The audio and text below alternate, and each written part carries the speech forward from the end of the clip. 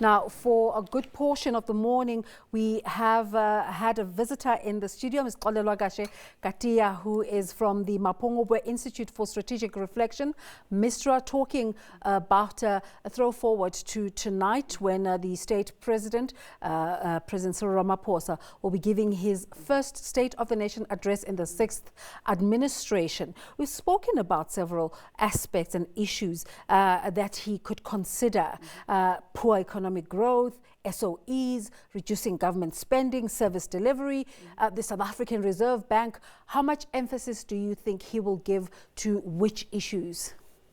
I think growth, economic growth, is one of the biggest priorities, especially with our recent challenges. However, what we always maintain is that we will not realize economic growth without dealing with the structural issues of inequality.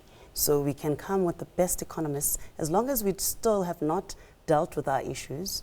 And one of the things that maybe could help us attain cohesion is maybe finding a common vision for the country. Because as South African citizens, we don't have... You don't think Tumamina is sufficient enough?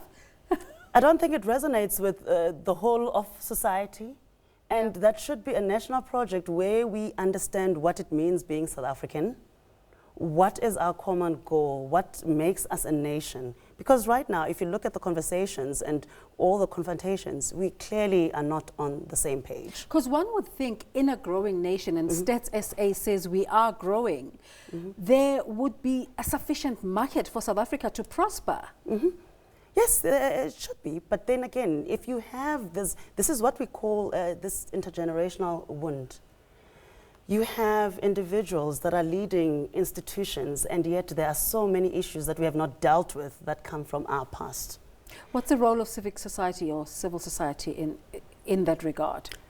They do have a huge role, and so far I think civil society has been the only sector that has taken that issue seriously. And now we're seeing the eruption, especially amongst the youth. That brings me to the third key driving force, because I've spoken quite at length to inequality and leadership issues. The third one is this resentment issue and this wrangling over our constitution. Even though we celebrate it as the most iconic and also the most progressive, I've also identified it as one of our moments of demonstrating social compacting. However, we are still wrangling over the Constitution. Others are debating for some amendments to the Constitution. There's people who are questioning the process leading up to the development of the Constitution. There's young people who are even questioning the CODESA moment. So all these issues, they lead to resentment, and that's what we've labeled triple R's, which is resentment, resistance, and reconciliation. And without dealing with those, we'll never realize reconciliation. And without reconciliation, we cannot find a common goal. And how do we achieve economic growth when we are all moving from different positions informed by a different understanding of where we come from? Talking about those amendments to the Constitution, one of the positions that was announced yesterday in those nominations in Parliament was a leader, a chairperson for the changing of Section 25 of the Constitution in the person of Matole Motshekga. The land issue, in terms of your research, in terms of looking at the scenarios, what outcomes have you come out with? What we found, and strangely enough, it's the young people that have made a lot of noise about land, and then we were taken aback thinking, well, you know, we're thinking young people would be more concerned about employment. However, I do not think that the state is paying attention to the nuance around land, because the land issue is not just about agriculture and food production. There's more nuance to it. There's urban land reform that no one is speaking to at the moment. And as long as we're talking about who produces food, and if we displace this farmer, then we're not talking about property rights. We're not talking about property rights. We're not talking about apartheid spatial planning that is still not dealt with. We're having this conversation looking forward to the State of the Nation address in the evening, but we're also going to show you live footage coming from the Randburg Magistrates Court, where former President Jacob Zuma has apparently just arrived to support his son, Duduzane Zuma. But we're going to continue with our conversation here with that footage in the background. You said, what are some of the important things that you think President Cyril Ramaphosa will touch on? I mean, obviously, land is quite a sore point. It's quite topical. And others feel that it was used around the build-up to the election as a rallying point, and that the state is not taking that, that issue seriously. So that's something that needs to be attended to. And it also links to economic growth, because there's also those who come from different quarters who would say, well, it will lead to anxiety in terms of a foreign investment.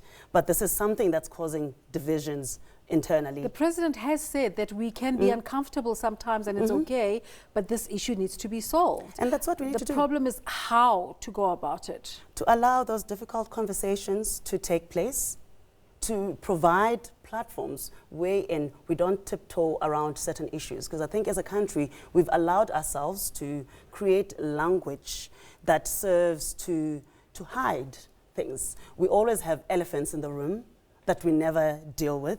Holy cows are the order of the day. And if we are to succeed with regards to this, then there needs to be a very honest and brutally honest conversation around that. But it must be also very nuanced and not crude in terms of looking at land as being productive only. Based on all the pronouncement he's made previously, what do you think he will say today?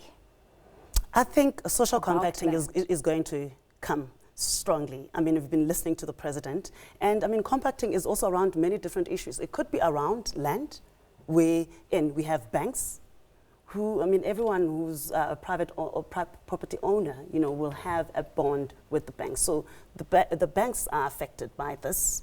We have, we've seen the agri-forums coming forward around this.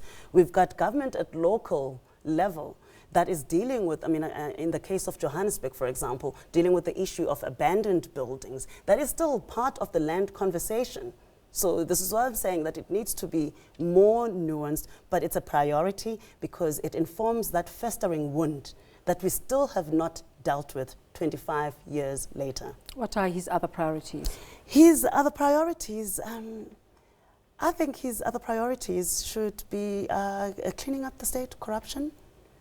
As much as everyone else has to also deal with the institutions, the private sector has to deal with their own corruption. But in terms of the president as the leader of the state, that's one of the things. And it could be maybe taking seriously what comes out of the state capture inquiries to demonstrate that there is a will, a political will to clean up the state.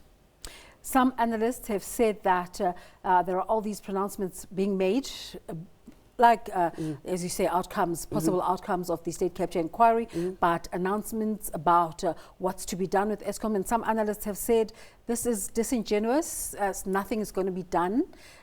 Do you also believe that? Is that the posture you're picking up from the current administration? I think the current administration is very concerned about state-owned entities. And taking from the discussion with Xolelwa, I mean, he did mention public-private partnerships. That could be one of the viable solutions. Because when you see the private sector engaging with state entities, it's usually in the form of tenders, and that's where the state capture inquiry, we have all these issues where there's companies in the private sector who are having dealings with state-owned entities, but it seems to be a corrupt relationship. But we could look at other alternatives, and that's how the Asian tigers managed to develop themselves, through these public-private partnerships, wherein all parties bring something to the table. Because it's not the state alone that's going to ensure the viability of state-owned entities. They are ours, all of us as citizens. So South African citizens have already played their part by voting in the officials to go to Parliament. And now the government leadership of the state is having the State of the Nation address. What is the role of society in an event such as the one today? Well, it's to remain vigilant, to pay attention to the pronouncements, and to ensure that we monitor what was promised to us. We tend to vote and then we walk away, and then we engage with politicians again when they are building up to elections. However, we need to learn that being a citizen, or an active citizen at that, is an everyday job. It's not just every other 5 years. Every day we have to hold the state accountable. Xolelwa, Kashe-Katiya, thank you so much for spending the morning with us. You were saying that on Friday you will be releasing a report. Tell us a bit about that. Well, on Friday evening at the Sandton Convention Center, we'll be launching the second edition of the Scenarios book. What we've done is that after launching the scenarios, as I've described them to you this morning, is that we've gone out to try and identify indicators. We've also done a bit of economic modeling so that we can look at what exists in the policy space that would inform all these different shifts. What policy decisions would move us towards Gwara, or what decisions would move us towards Naila Walk. That has been done. And then the indicators, what we've done with those is to build a barometer which is going to serve to monitor different aspects of our society in terms of where we are. And we're planning on doing this annually. So on Friday at 5 o'clock, we'll be launching the results of the first year. So it will be exactly 1 year since the launch of the scenarios to see where we are as a country. And I cannot give you too much detail around that, and I do hope that you will be able to join us there. The Chief Justice will be giving the keynote address at the event. Last day it was the President of the country, so he's also very aware of the scenarios. So we look forward to seeing where we are, but I hear that it's not very exciting, slightly depressing, but then we still have another 11 some years. Information to go on nevertheless. Yes, and it's a red flag also to allow us to tweak our plans so that we can revise certain things. If in the past year we've taken some bad decisions, this is an opportunity to revise our strategy so that by the time we get to 2030, we are on the right track. Well, she won't give us the details, so I suppose that's something to look out for on Friday afternoon. But thank you so much for your time this morning. Xolelwa Kashe-Katiya is a director at Mapungubwe Institute for Strategic Reflection, MISTRA, telling us about their work within the Ngulamethi initiative.